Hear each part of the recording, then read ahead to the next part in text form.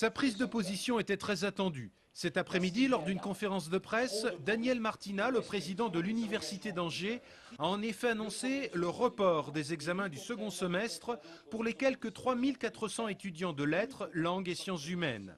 La première session, qui devait débuter le 25 mai, est repoussée à la deuxième quinzaine de juin.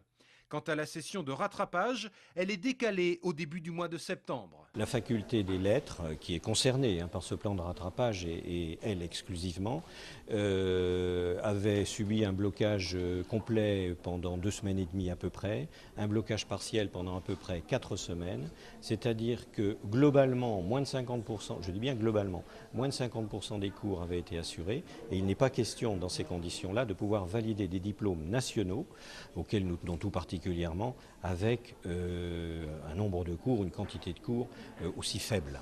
Hier, en Assemblée générale, une majorité d'étudiants s'est pourtant prononcée contre ce report, en évoquant même de nouveaux blocages en cas de désaccord avec la présidence de l'université.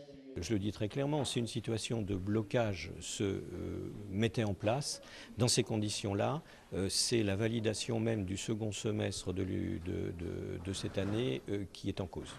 Ce report des examens a été adopté cet après-midi à l'unanimité du conseil d'administration de l'université, moins une abstention.